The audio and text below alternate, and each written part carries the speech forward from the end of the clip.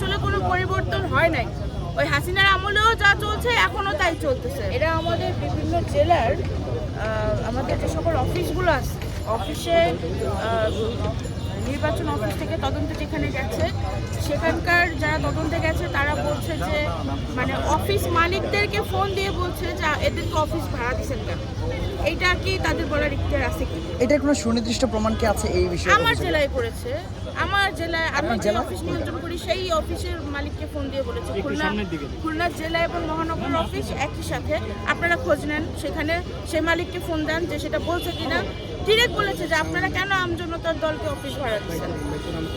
বলুক, আমাদের কাছে রেকর্ড আছে, কল রেকর্ড আছে। আমরা জাস্ট একটা সুনির্দিষ্ট কিছু কারণের জন্য আমরা বিশৃঙ্খলা চাই না, আমরা তো মব সৃষ্টিকারী না। আসলে আমাদের যে সকল রিকোয়ারমেন্ট চেয়েছে আমরা সেগুলো ফুল ফিল আপ করে আমরা সাবমিট করেছি। আমরা বলেছি যদি কোনো কারণে আপনারা কোনো জায়গায় তথ্য না পান আমাদের জানান। তারা আমাদের জানাচ্ছে না। কেন জানাচ্ছে না? কি সমস্যা? প্রেশার আছে উপর থেকে, প্রেশার যে এই দলকে নিবন্ধন দেওয়া যাবে না, সেটাও বললেও তো হয় যে আপনাদেরকে আমরা নিবন্ধন দেবো না। আমরা মেনে নিলাম। আসলে কোনো পরিবর্তন হয় নাই। ওই হাসিনার আমলেও যা চলছে এখনও তাই চলতেছে।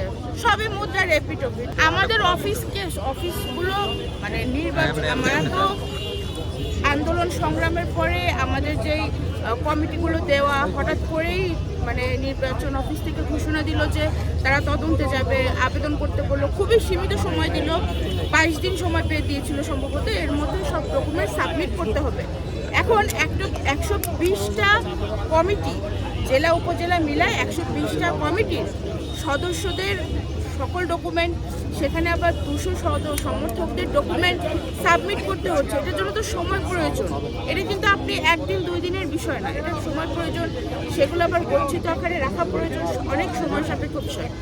আমরা সেগুলো আমাদের অফিসে কেন টিম দেওয়া, সেখানে যে এখানকার যে তদন্ত কর্মকর্তারা জমিদারেরা গেছেন, তেনারা যে অফিসে বলছেন অফিস কেন টিনের অফিস। মানে নির্বাচনের কোনো সংবিধানে বলছে লেখা আছে যে টিনের অফিসে চলবে না। টিন কেন? আবার বলছে আপনাদের টুল কেন? চেয়ার নেই। আমাদের নাটোরে এমন হয়েছে, আমাদের খুলনা এমন হয়েছে, বাগেরহাটে এমন হয়েছে। দেখেন এক একটা জেলা অফিসে, উপজেলা অফিসে 3বার করে তদন্ত করছে। এবং তারা কিন্তু রিপোর্টে উল্লেখ করে দিচ্ছে, নিউজে এরা বলেছে যে কিছু কিছু দলে আমাদের অত্যাধিক তদন্ত প্রয়োজন। এবং সেই দলগুলোর নাম 3টা না 4টা দল ছিল, সেখানে আমাদের দলের নামটাও ছিল। তারা 3বার 4বার করে তদন্ত করেছে। আমরা তো যা যা চাইছে আমরা জমা দিয়েছি। তোমরা পাওনি, আমাদেরকে বলো, আমাদের যদি সম্মত থাকে আমরা আবার ঠিক করে দিব।